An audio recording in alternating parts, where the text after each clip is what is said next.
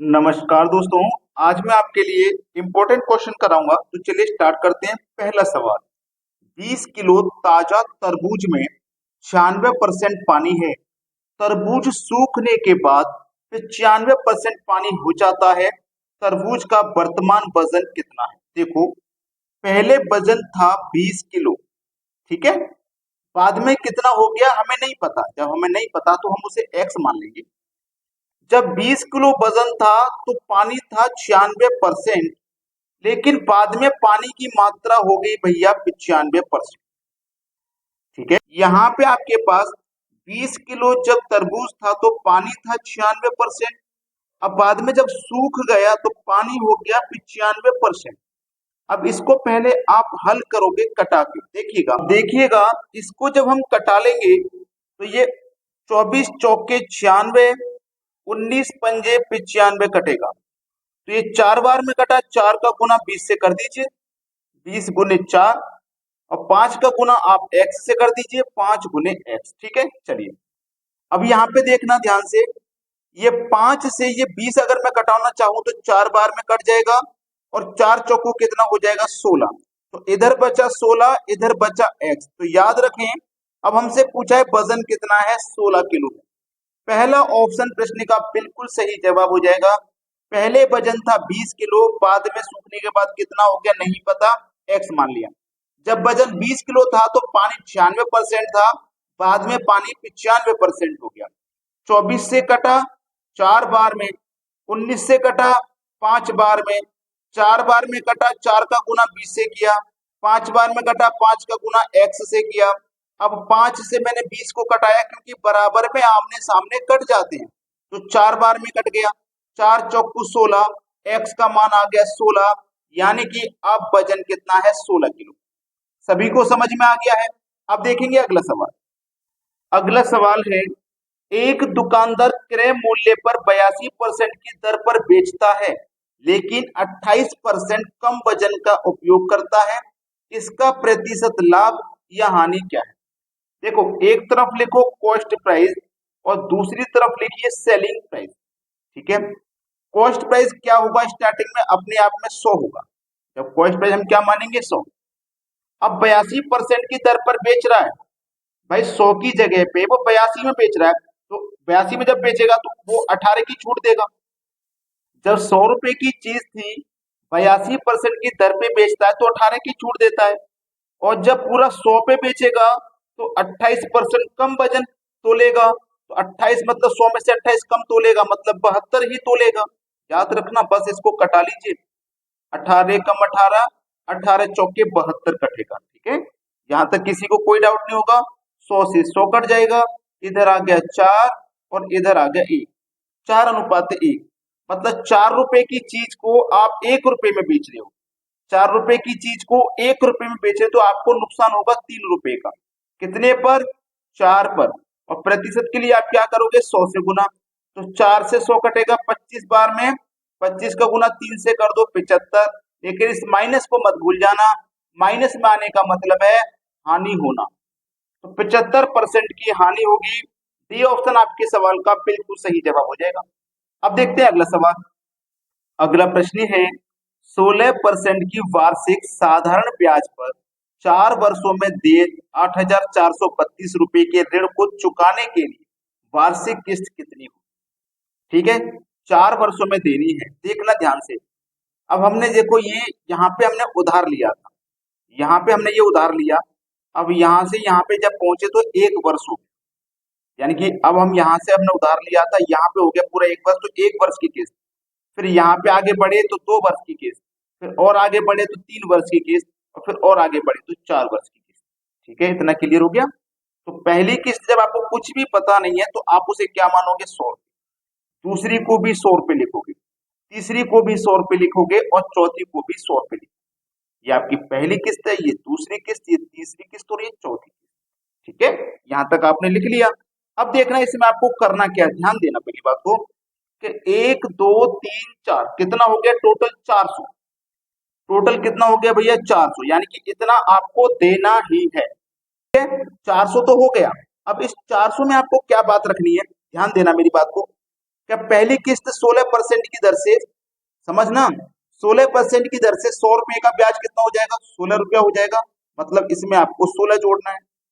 ठीक है, 200 रुपए पे कितना हो जाएगा, 32 रुपए ब्याज हो जाएगा। ठीक है, 32 रुपए ब्याज हो जाएगा। अब तीसरे वर्ष में कितना हो जाएगा, 48 रुपए ब्याज हो जाएगा। और चौथे वर्ष में आपको ये पूरा 400 जोड़ना है। अब ये 400 और इनको सबको आप जोड़ोगे तो ये 496 हो जाएगा, और यहाँ पे 8432 हो जाएगा।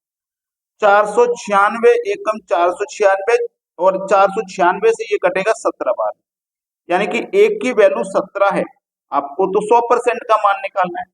ठीक है, 100% का मान, एक की वैल्यू 17, तो 100 की वैल्यू कितनी हो जाएगी, 1700 हो जाएगी। यानी कि डी ऑप्शन हो जाएगा सवाल का बिल्कुल सही।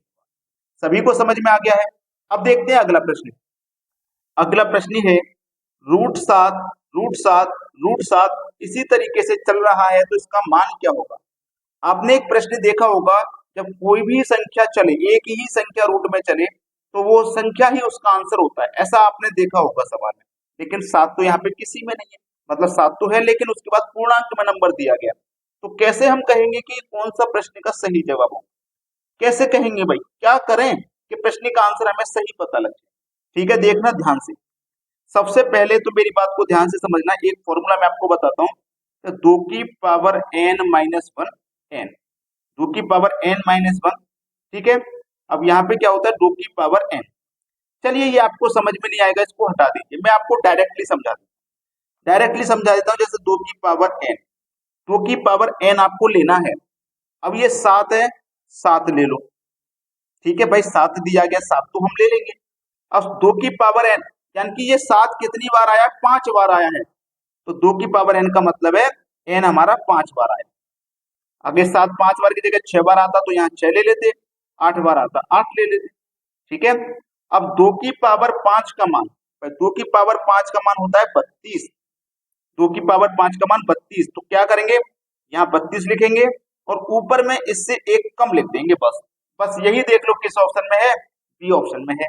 ये सवाल का सही जवाब है। बात क्लियर है सभी को। अब देखते हैं अगला सवाल।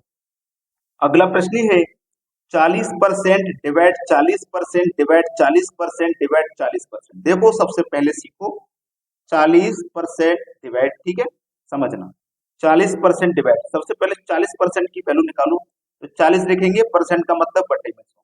ठीक है, 20 से 2 बार में कटेगा, 20 से 5 बार में कटेगा, मतलब 2/5। तो 40% की जो वैल्यू है वो 2/5, 40% की वैल्यू है 2/5। फिर डिवाइड का साइन लिखो, फिर 40% की वैल्यू 2/5 आ जाएगी। फिर डिवाइड का साइन लिखो, फिर 40% की वैल्यू 2/5, और फिर डिवाइड का साइन लिखो, फिर 40% की वैल्यू 2/5। समझ में आ गया सभी को। अब ये डिवाइड कोई साइन को जब आप मल्टीप्लाई में चेंज करोगे, 2/5 है। अब इस डिवाइड को जब मल्टीप्लाई में चेंज करोगे तो ये संख्या पलट जाएगी, यानी कि 5 ऊपर हो जाएगा 2 नीचे। यहाँ पे भी मल्टीप्लाई में चेंज करोगे, ये संख्या भी पलट जाएगी, 5 ऊपर हो जाएगा 2 नीचे। इसको भी पलटोगे डिवाइड को मल्टीप्लाई में, तो 5 ऊपर हो जाएगा 2 नीचे। ठीक है, तो बस देखो 5 से यहाँ पे 5 कटेगा, और ये 2 से 2 कटेगा, 5 बचे 25, 2 दूनी 4। ठीक है, क्लियर यहाँ तक। अब इसमें आप क्या करोगे, प्रतिशत की वैल्यू निकालने के लिए, क्योंकि सभी मान प्रतिशत में पूछे हैं, तो आप क्या करोगे, 100 से गुना कर दोगे, बस इतना काम आपको करना। 4 से 100 कटेगा 25 बार में, और 25 का गुना आप जब करोगे तो 625% निकल के आ जाएगा, यानी कि बी ऑप्शन सवाल का सही जवाब। अब देखते हैं अगला सवाल। अगला प्रश्न है 5 की पावर 50 प्लस 5 की पावर 50 प्लस 5 की पावर 50, 5 की पावर 50 और 5 की पावर 50। सभी जगह सेम संख्या है, तो 5 की पावर 50 कॉमन आ जाएगा। जब यहां से 5 की पावर 50 चला गया तो 1 बचा, यहां से भी चला गया तो 1, फिर 1, फिर 1, और फिर 1, सभी जगह 1 बचेगा क्योंकि पावर चला गया। ठीक है, चलिए 5 की पावर 50, 1 2 3 4 5, कितना आ गया, 5 आ गया। यानी कि यहाँ पे 50 पावर है, इसकी पावर कुछ नहीं है तो 1 होगी। अब जब बेस हमारा समान है तो पावर ऐड हो जाएगी, यानी कि 5 की पावर 50 और 1 51 हो जाएगी, और ये हमें किस ऑप्शन में मिलेगा, बी ऑप्शन में। ये बिल्कुल सही जवाब है। अब देखते हैं अगला सवाल। अगला प्रश्न है अगर ये सवाल आपके एग्जाम में आज आ जाए तो क्या आप इसे कर पाओगे? कमेंट में बता देना कि सर मैं तो कर लेता क्योंकि मुझे आता है। जिसको नहीं आता उसको तो सीखने की जरूरत है, तो पूरा वीडियो इसीलिए कहता हूँ देखा करें। देखना, यहाँ पे 2, यहाँ 3, यहाँ 4, 5, 6 ऐसे करके बढ़ता चला जाएगा और ये अंदर में सेम संख्या है 5। तो जो सेम संख्या ना 5 आपको वही लेनी है ना। अब 1 के बटे में आपको क्या लेना है? इन सभी संख्याओं का मल्टीप्लाई। 5 चौके 20, 20 या 60, 60 दूनी का 120, 120 लीजिए प्लस चारों संख्याओं का मल्टीप्लाई लिया। अब एक को हटा दो, इन तीनों का लो, 4 तिया 12, 12 दूनी का 24 यानी कि 1 के बटे में 24। इसका भी ले लिया, अब एक और घटा दो, 3 दूनी का 6 मतलब 1 के बटे में 6। अब इसको भी घटा दो तो कितना हो जाएगा? 1 के बटे में 2 हो जाएगा, यानी कि पीछे से एक कम करते हुए चलते हैं। इतना क्लियर है? अब देखना ध्यान से, 120, 24, 6 और 2 का हम जब एलसीएम लेंगे तो एलसीएम मिलेगा 120। 120 से 120 को काटो, एक बार में कटेगा तो 1 का गुना 1 से करने पे 1 प्लस 24 से कटाएंगे 120 को, 5 बार में कटेगा, 5 एकम 5 प्लस 6 से कटाएंगे 120 को, 20 बार में कटेगा, 20 एकम 20। 2 से कटाएंगे 120 को, 60 बार में कटेगा, 60 एकम 60। ठीक है? अब देखो, ये 5 के पावर में था ना सब कुछ, तो 5 के पावर में आएगा जो भी होगा। 60 और 20 80, 85 और 1 86 बटे में कितना है? 120। 2 से कटा दो 43 बार में कटेगा, और ये 120 को 2 से कटा दो तो 60 बार में, तो 5 की पावर 43 बटे में 60। ये आपके सवाल का बिल्कुल सही जवाब है। ठीक है? मैं उम्मीद करता हूं कि सभी को वीडियो बहुत अच्छा लगा होगा। आपने वीडियो को लाइक नहीं किया तो लाइक करें, और यदि शेयर नहीं किया तो भैया सभी बच्चे वीडियो को शेयर नहीं करें। ठीक है दोस्तों, धन्यवाद।